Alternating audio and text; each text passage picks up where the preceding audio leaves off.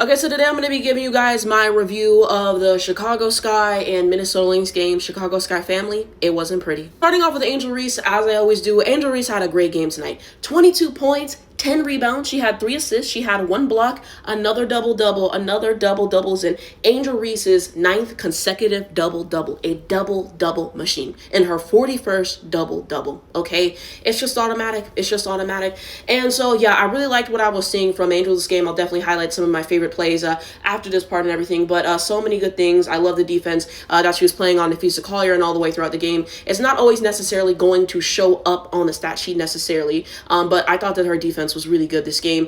She was able to force a few turnovers. She had a block on Nafisa Collier and everything like that, and just, the pressure that she can put on defensively.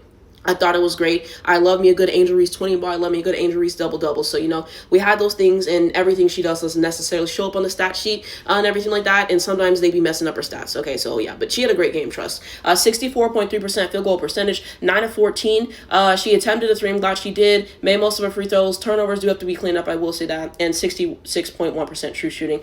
So yeah, solid all around from Angel Reese. Just so many good plays, and one of my mutuals said this, and they were like, we would be losing by 30 if it wasn't for Angel Reese, okay? Just what she's able to do, how she's able to facilitate the and ones and tough buckets she's able to get defensively, what she does. Angel Reese just does so much. Angel Reese just does so much, okay? And yeah, so I just really appreciated her. It's always great to watch Angel Reese play basketball. It's just a lot of fun. On to some of my favorite plays. So this is the block that she had on Nafisa Collier. Like I said, Angel Reese versus Nafisa Collier is generational hoops, okay? The way they guard each other all throughout the game, like I said, W should promote this more, but I love that. This was a tough bucket that she got on Fee, so yes, we love it. And then this was, I think, another tough bucket she had on Fee as well. This is whenever she forced Fee to have the turnover. Like, the defense was so swarming. I love that. This is one of my favorite plays.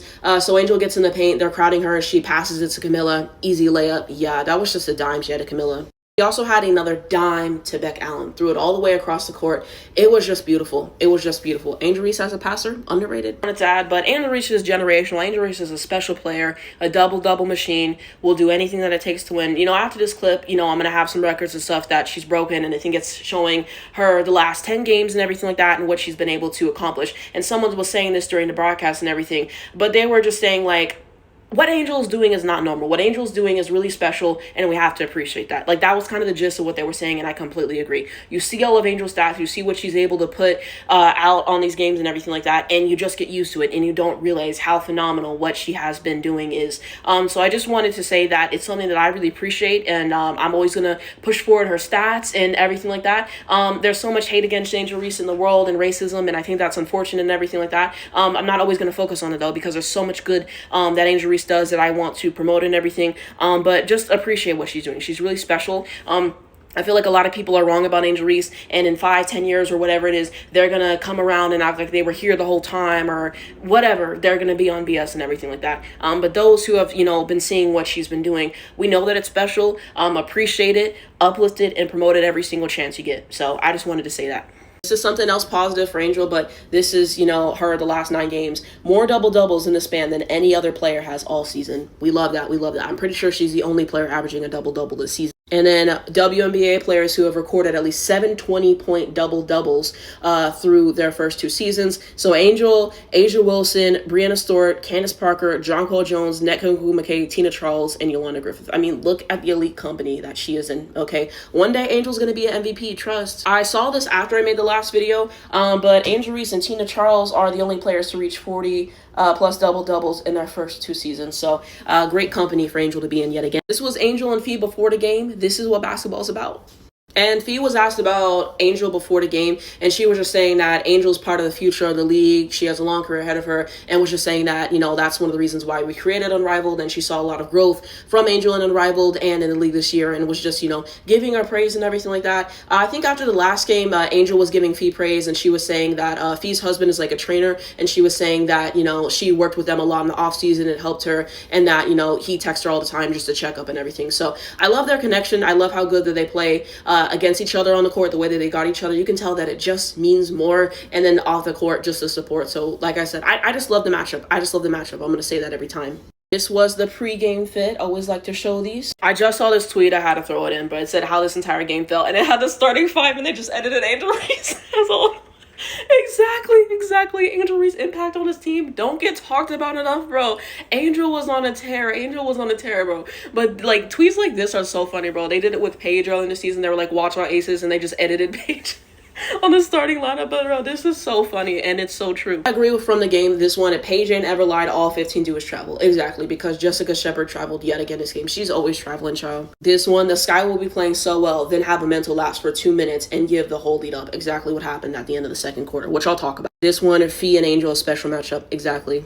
This one, Tyler Marsh got to tell his team to run the offense for Angel Reese. Why do we keep going away from her after strong starts? It's the same thing every game. I'm tired of it. Run the game through Angel, man. It's also an entire thing of like, I swear they were like stalling scoring for a bit and everything, right? And then Angel gets a bucket and then she facilitates immediately after that. The offense opens up. You see continuously how good this offense runs through Angel Reese and also, you know, when she's running the floor. And then continuously we go away from that. I just don't understand it. I don't understand it. Everybody else, Rachel Banham, this was actually decent for her for the most part. 15 points, 2 rebounds, 2 assists, 1 steal, 45% from the field, 5 of 11 field goals, 3 of 8 from the 3, 2 free throws, 5 turnovers, which backbreaking, 63.1% true shooting.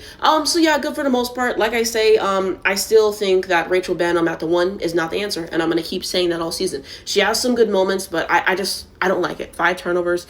Everybody turned it over a lot today, but man, it's not good. It's not good. Let's put it that way. We look at Camilla. Camilla finishes with 6 points, 6 rebounds, 1 assist, 42.9% field goal percentage, 3 of 7 from the floor, 3 turnovers, and 42.9% true shooting.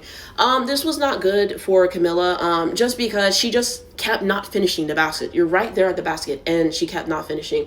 So it was, you know, unfortunate to see in that respect also. And like I said, it gets so predictable throwing it to her in that post, because then she just gets swarmed and double teamed and everything like that, and just having some bad turnovers. So not great for Camille today. I'll say that. Continuing on, we look at Beck Allen, 19 minutes, 10 points, 4 rebounds, 3 assists, 1 steal, 60% from the field. I mean, that's not bad for her time. Michaela, 21 minutes, 8 points, 5 rebounds, 2 assists, 33% from the field. Not great for the time, you know, I will say that. And she did get hurt, so, you know, wishing her the best and a speedy recovery and all those things. I will say that. Will, 17 minutes, 7 points, 2 rebounds, 3 assists, 50% from the field. Just need a little bit more production, and we already talked about Camilla, so there's that. And then we go on, Ariel Atkins, 15 minutes, 2 points, 3 assists, 1 steal, 33% from the field. I will say that she was hurt too. Something with her leg, they showed it on the replay. So, you know, I wish her the best. I wish her a speedy recovery. She only played half the game, I believe. So, you know, I wish her the best in regards to that. Not her best day from the field. You hope she bounces back and everything like that. So, you know, I say those things. Kia Nurse, 24 minutes, 4 points, 3 rebounds, 1 assist, 33% from the field. Whenever Ariel got hurt, Kia Nurse went in. And you see how everything just gets so much worse with Kia Nurse. Just what she does, like, it just irritates me. The way that she leads possessions, always missing those wide open shots that she gets. The way, like, Kia Nurse on the floor, it just irritates me. You guys know I don't like the Kia Nurse experience. Haley Van Lith, 9 minutes, 4 points, 2 rebounds, 1 assist, 40% from the field.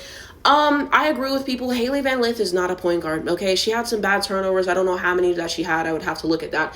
But yeah, I think one of the things, like I say, she struggles to create separation. Natisha Heidemann cooked her so bad this game. Every time Haley got the ball, Natisha was on that ass, okay? And yeah, they were just turning her over, forcing her to have to pass the ball and everything like that.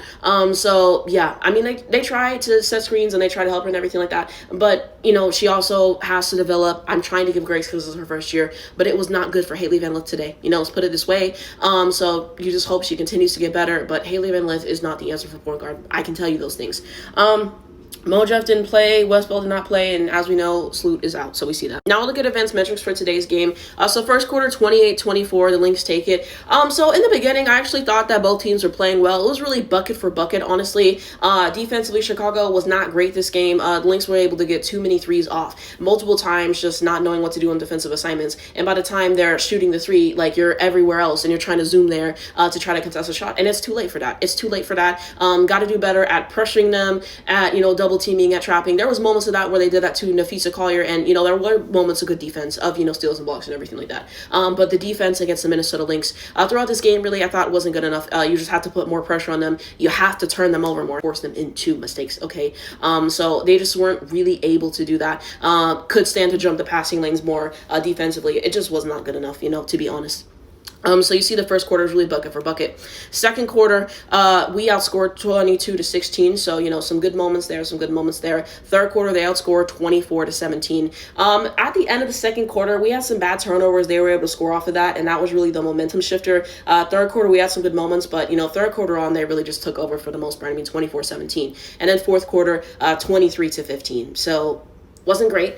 You look at biggest leads, Lynx had a 13 lead in the fourth, and we had a 10 lead in the second. And of course, we blew the lead with all those mistakes and the turnovers at the end of that second quarter. Yeah, it was bad. It was bad. Continuing on, we see the runs. So the Lynx had a 15-5 run in the first quarter. Okay, so you see those things. And in the second quarter, we had a 25-8 run, which is good. And then in the second quarter, they had an 18-4 run. So you see that. Best player streaks: Courtney Williams with 5 and Michaela Onyewer with 6. So you see that. Continuing on, we have head-to-head metrics now.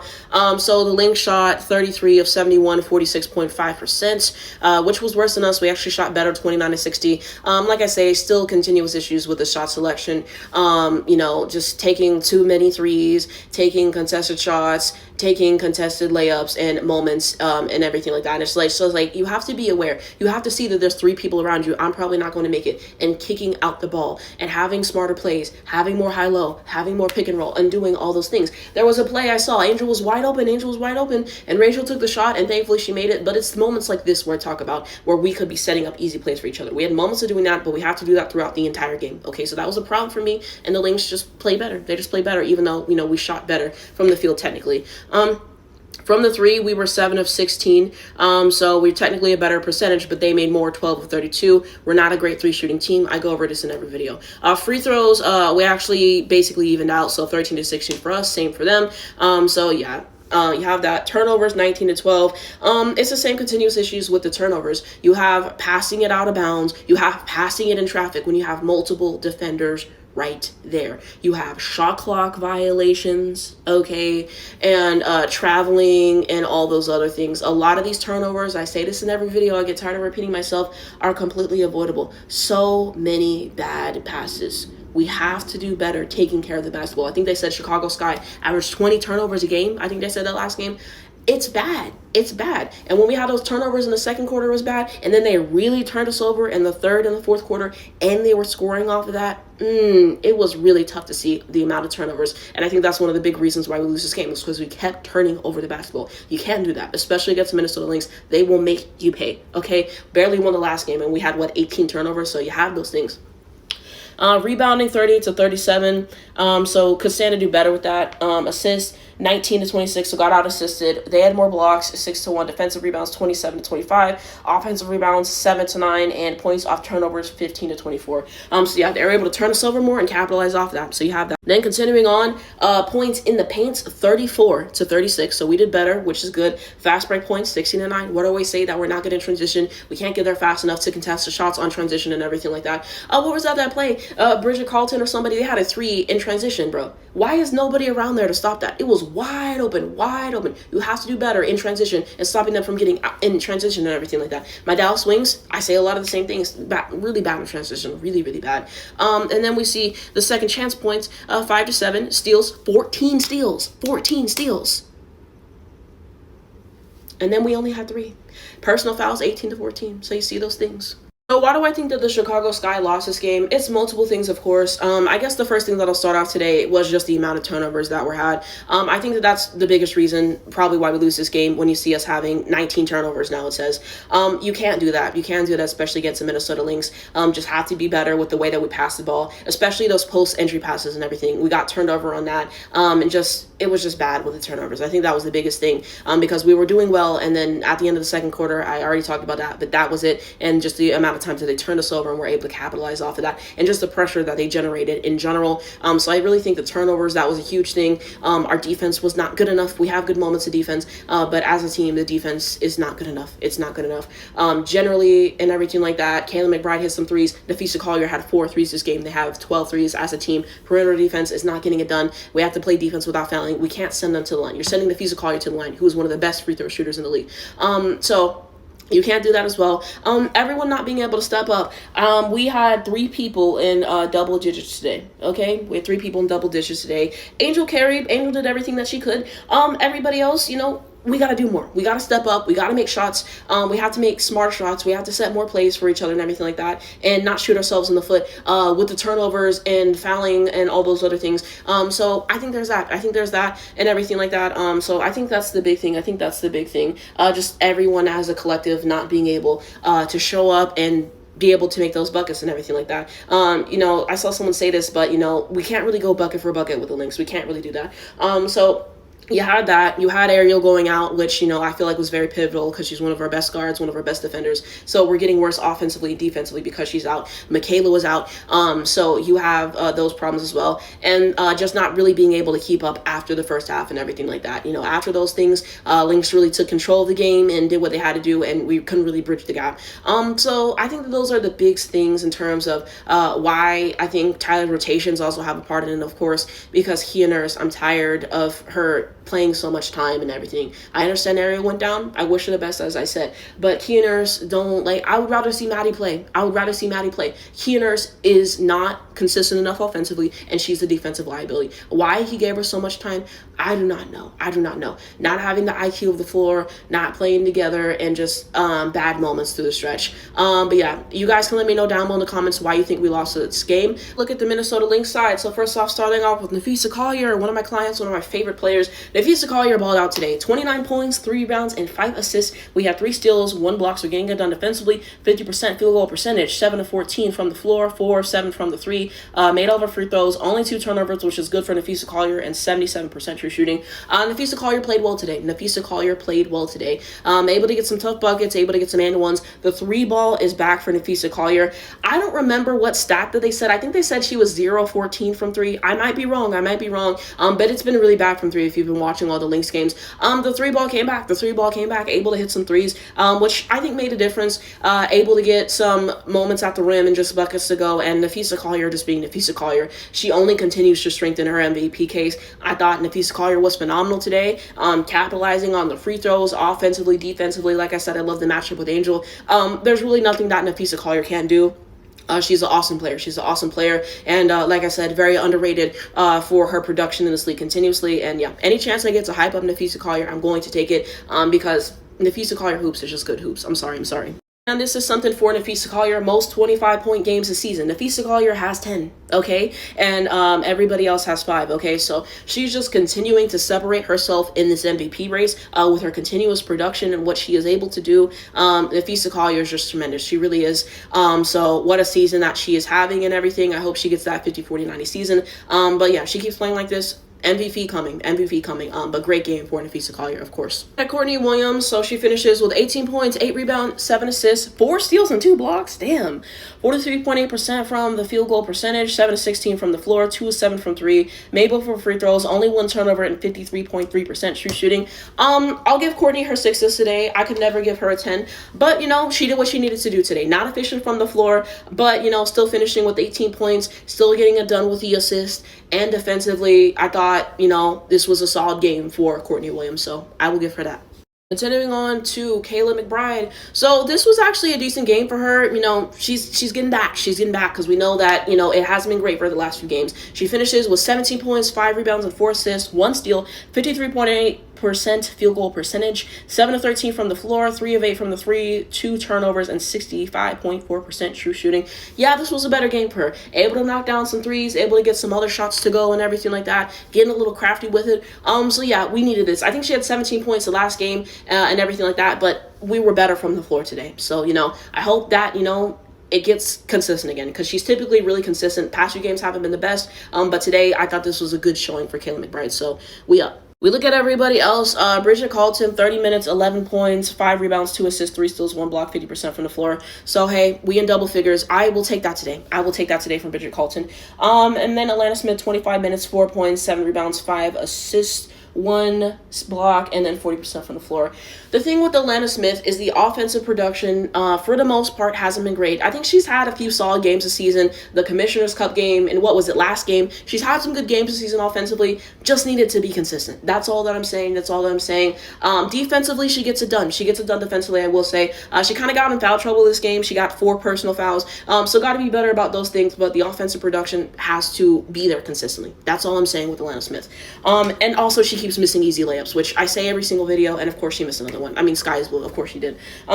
Natisha Heidemann, 16 minutes, 6 points. I think that's 2 assists, 2 steals, 42 points, only percent from the field. Not our best from the floor, not our best from the floor. Like I said, that defense that she played on Haven with, she was locking her up. So I'll give her that. And so yeah, some good moments. Considering on Jessica Shepard, 12 minutes, 4 points, 5 rebounds, 50% from the floor. That's not awful for her time. She always travels, like I said earlier. Klinikova, 1 assist, 1 steal, 1 block. I mean, that's not bad. We'd love to see something from the floor. Kosu, 2 points, 100% from the floor. 0 minutes. Okay. Diamond Miller, 6 minutes, 0 points, 1 rebound, 0% from the floor. Not her best. She missed a few shots and everything like that. Hopefully she gets up a few more shots next game. And as we know, she's out for the rest of the season. So you see that. I think that the Lynx won this game. I think that, just play better. Like I said, the Lynx is one of my teams. Defensively, good moments in the first half and everything like that. Like I said, the momentum was really towards the end of the second quarter, and then they just continued that, putting a lot of pressure, turning Sky over, being able to score off of those turnovers, being able to, have some smart plays, get some buckets, and just playing like I know the Lynx can. So yeah, they did what they were supposed to do the last game. They won like they were supposed to win the last game and everything like that. Good assist to turnover ratio, was able to take better care of the basketball and everything like that. We have multiple people in double figures. So when you do those things, you play like you're supposed to, you got better coaching. They take it today. I thought that this was a good game. I thought this was a good game to watch. Like I said, I always enjoyed the matchup. Can't wait for the next one.